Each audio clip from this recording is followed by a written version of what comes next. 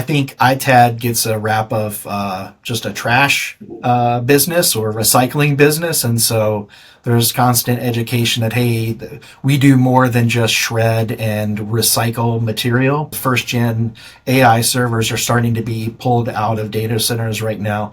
There's definitely use cases in other organizations, other businesses, where these may be valuable. Everybody worries about AI taking jobs.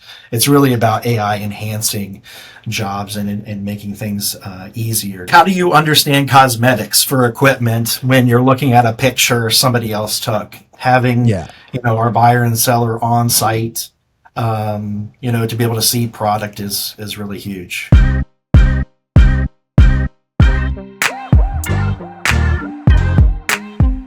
All right, everybody, welcome to Masters of ITAD. Happy Thursday morning.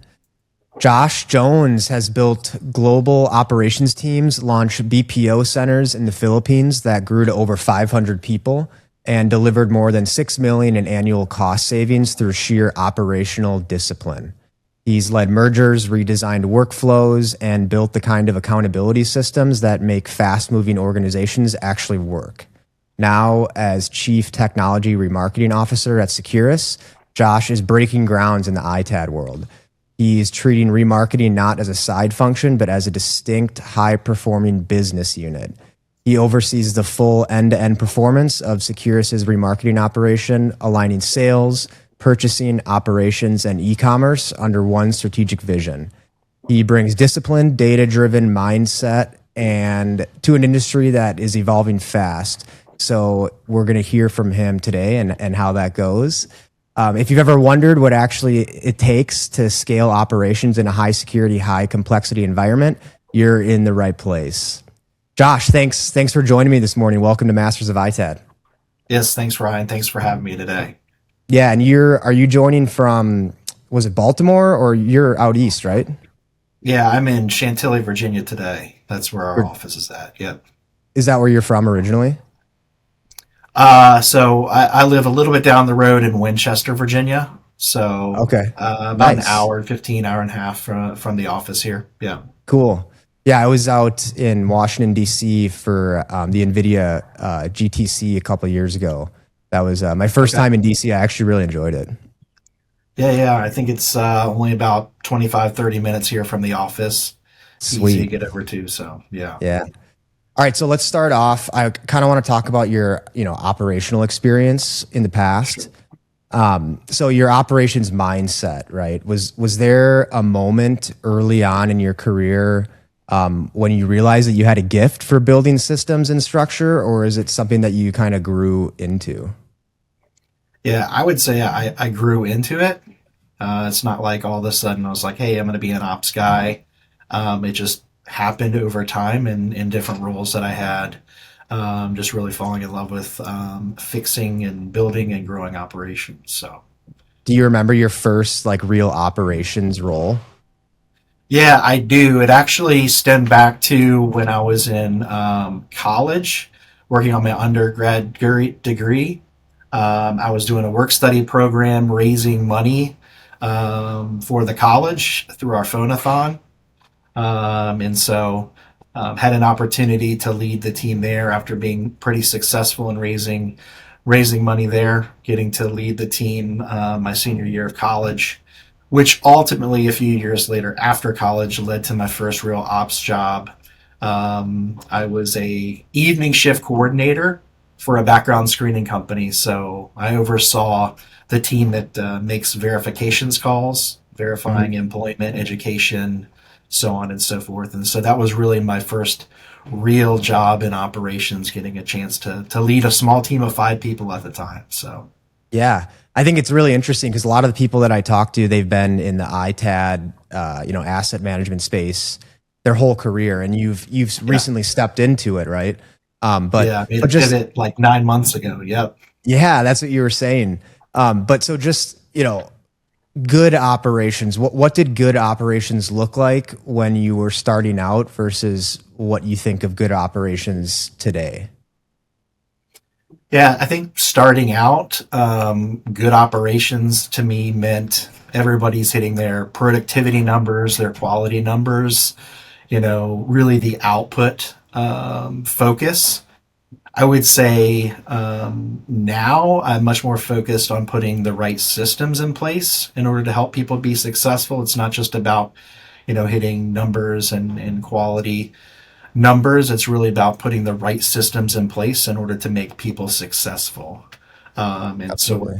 is, the performance tracking systems, AI tools, different automation to make the job a bit easier.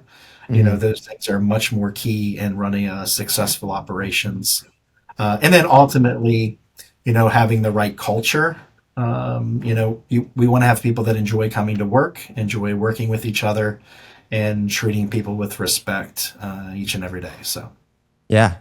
And so I kind of want you to tell me about launching the BPO operations in the Philippines, right? Growing a team to 500 plus across multiple locations. That's no small feat. Um, yeah. how do you build culture and accountability across time zones and cultures? Yeah. So, we live in a very remote environment now. There's a lot of remote work going on. Um, and I would say a key to a successful BPO launch and scale is to really be on site and really put the commitment into being on site. Yes, you can meet virtually across time zones and do trainings and all of those kinds of things.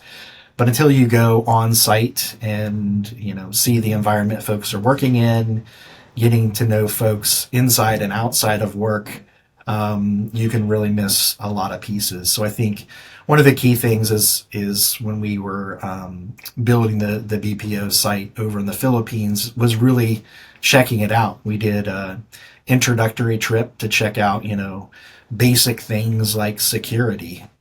Is Hmm. there badge access? Were there cameras at exits? All of the data security things that you need to have in place.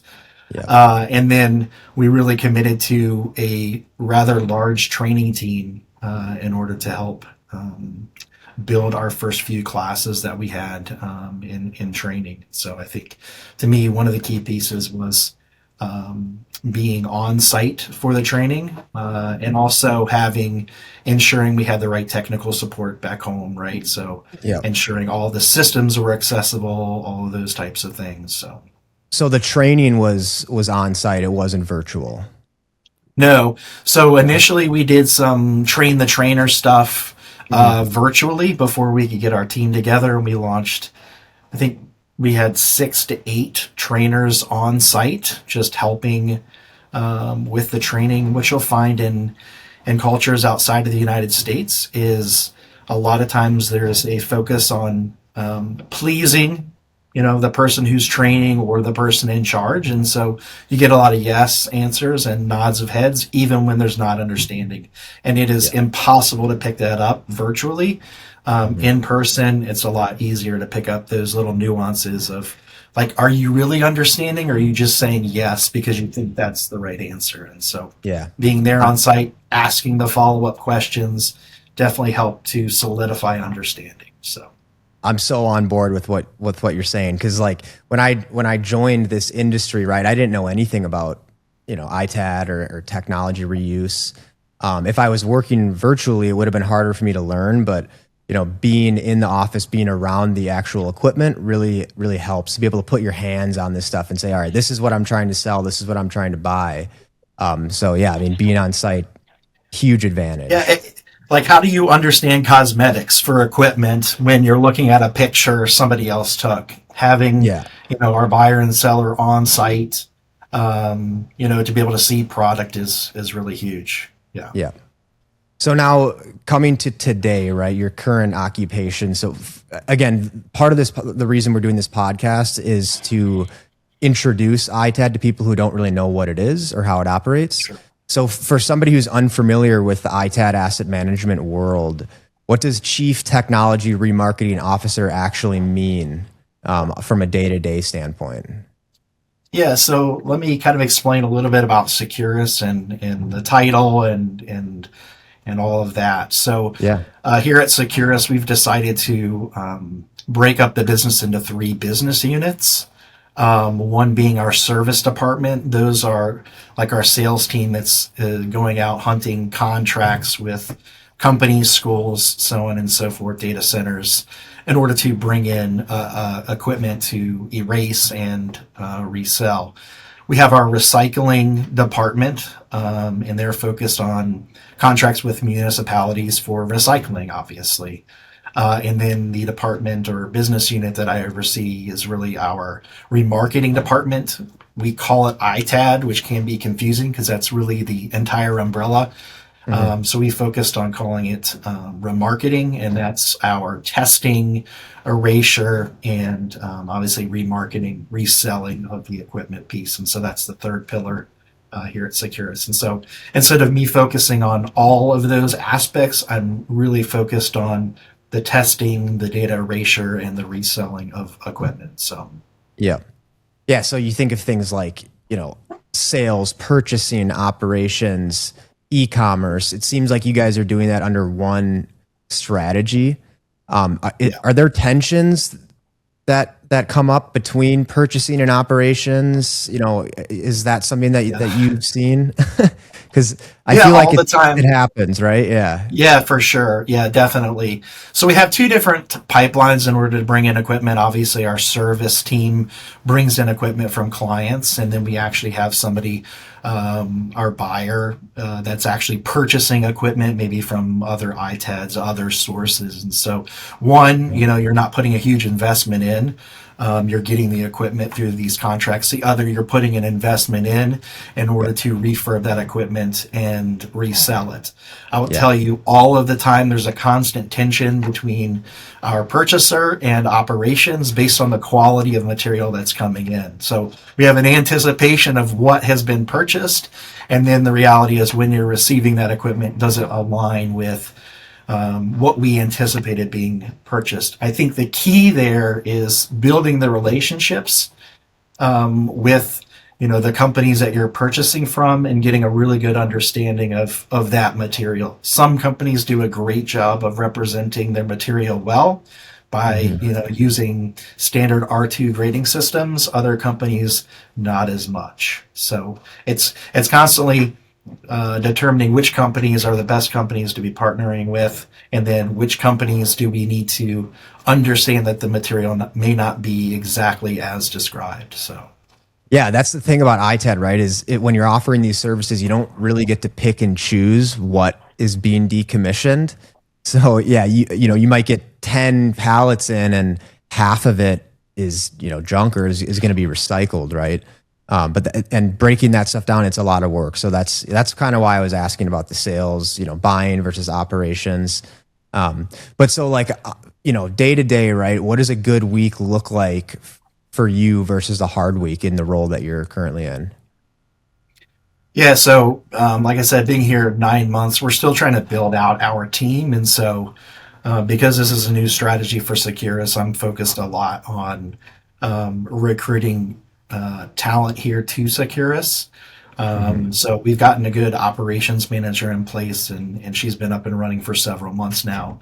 Kind of next key hires for us are e-commerce manager. We need a wholesale salesperson, and then we're looking to hire another purchaser. So those are really, for right now, the things that I'm focusing on.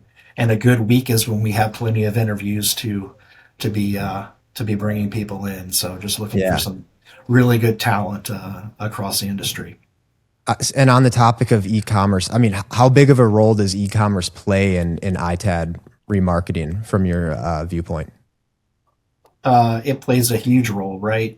Um, right now, we're not doing a whole bunch of our wholesale stuff on our e-commerce platforms, but we do understand that there's an opportunity there to show folks who may be looking for a few laptops that, hey, we have an entire palette of laptops available via our wholesale channel as well. So we're constantly looking at Yep.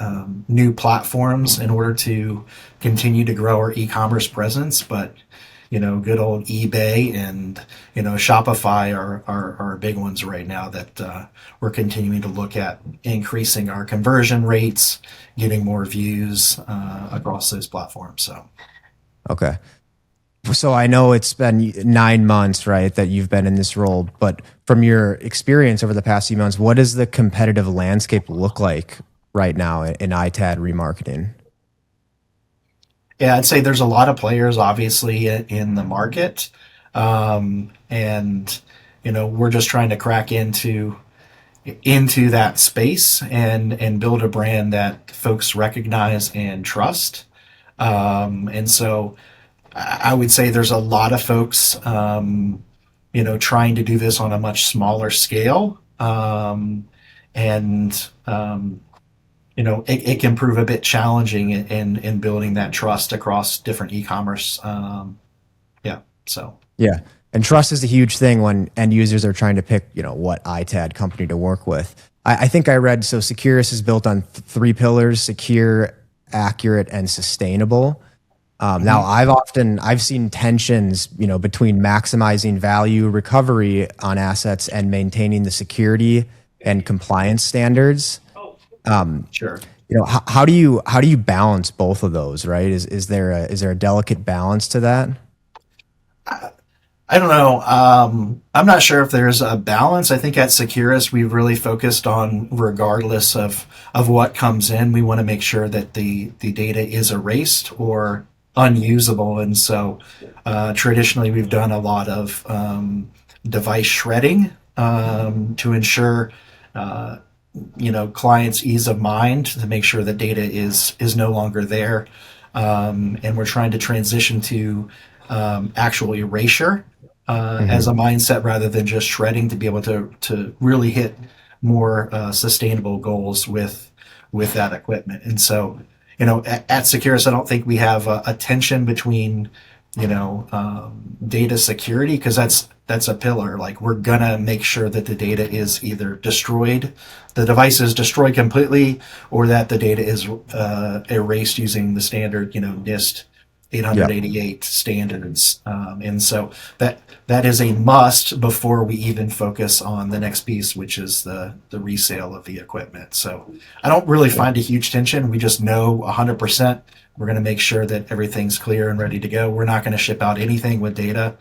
And then, the remarketing piece, the resale piece is important, but probably not as important as making sure our clients' data is secure. So, Yeah. The reason I ask is because I feel like end users will come to an ITAD company and they'll either be hyper focused on the value recovery of what money they can get, or data security, right? And if they're only referring to one of them, it's our job as professionals in the ITAD industry to educate them on both sides, right? Like, hey, they're both really important, and we have to knock them both out perfectly.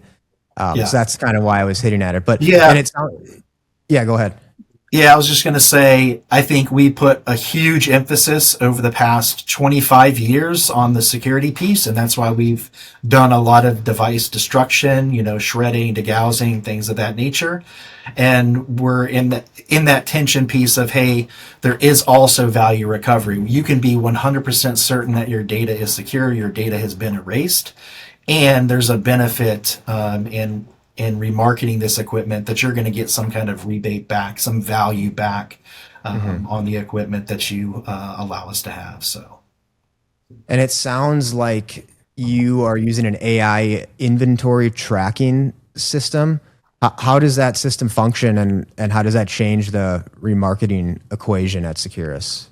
yeah, we're still working to incorporate that into the remarketing piece, but up front from our service team, we're definitely capturing these images, which then the AI can tell us exactly which inventory item that we have, with part numbers, specs, all of that detail.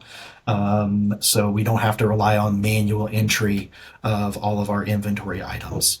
We're still working Got it. on how we get that tied into our remarketing piece. But for now, our clients are assured that the equipment that they send us, they can see those pictures and all of the details when they log into our customer portal. So, Very cool. And whether it's clients, competitors, or just the broader market, what do people consistently get wrong about the ITAD industry, or something that you find yourself having to explain to customers over and over? Yeah, I think ITAD gets a rap of just a trash business or recycling business, and so there's constant education that hey, we do more than just shred and recycle material. And Yep. so, before I got into the industry, I would have assumed the same thing that hey, when you send your laptop off or send it to a municipality to be recycled, that it just gets destroyed in some way and that there's no Yeah. actual reuse of the materials. And so I think changing that mindset of ITAD's really not about, destroying and recycling things, that there is life still in equipment to be used. So, Yeah, I was talking about this concept the other day, right? It might be end of life for one organization, but that's just the beginning of the asset recovery life of that, unit or laptop or server or whatever. So, yeah, it's a robust industry that a lot of people are just like, "Oh, I didn't even know that existed," right? But it's yeah. here. So like even like you think about servers and data centers and servers that are coming out, first gen AI servers are starting to be pulled out of data centers right now. There's definitely use cases in other organizations, other businesses where these may be valuable. And so maybe you have a university, a research university that needs that computing power. You can redeploy some of these first gen AI servers back into that environment and it be extremely valuable for those, universities and organizations. Yeah, and obviously there's, tens of thousands of GPUs and AI servers running right now. Are you guys seeing that gear coming out of data centers and end user sites yet, or have you not seen a steady flow of that Slowly. stuff yet? Slowly. Yeah, I would Yep. say not a steady flow quite yet, but we've seen a few units here and there.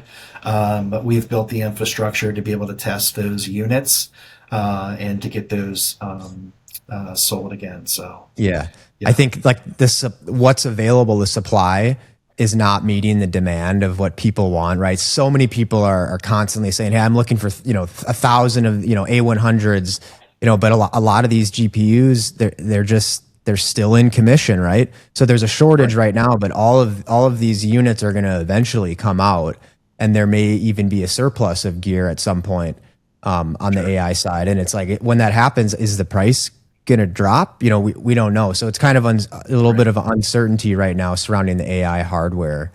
Yeah.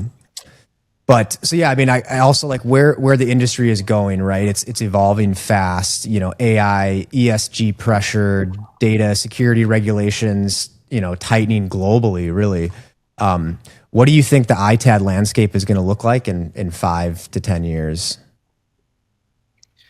Yeah, good question. I think, AI is definitely going to be a part of ITAD as we move forward.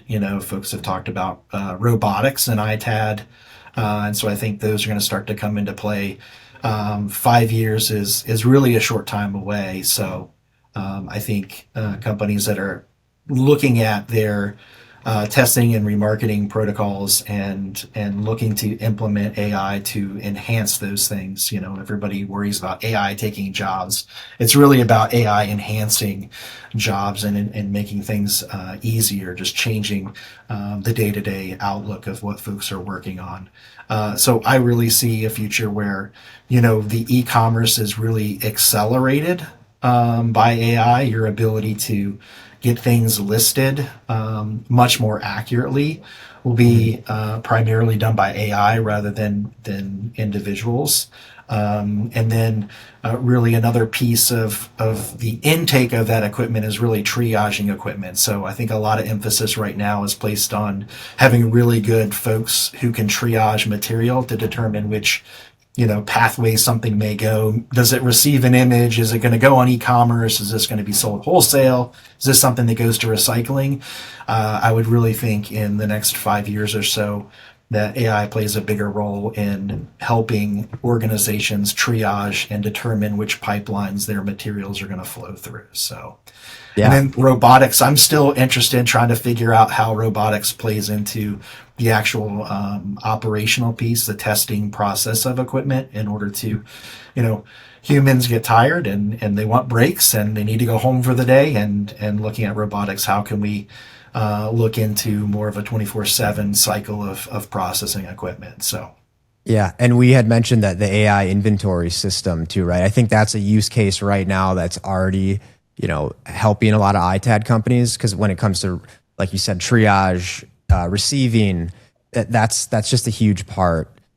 So I think that's one thing that we've seen already benefit the industry. But yeah, like you said, like we really just don't know what's coming in the next 5 years. So it's going to be a fun ride, but we're strapped in, ready to go. yeah. Couple more questions here. So, there's going to be people listening to this who are trying to do what you've done in terms of operational success within high compliance environments, right? What advice would you give to those people? Yeah, I'd say really a key piece is finding the right people that fit inside that framework, right? And Yep. so finding a cultural fit is of the utmost importance in building the right team. And so folks that have some experience in putting systems and structures in place in order to be successful. And so, you aren't going to grow unless you have the right people on your team. And so I think Yeah. that's super, super key.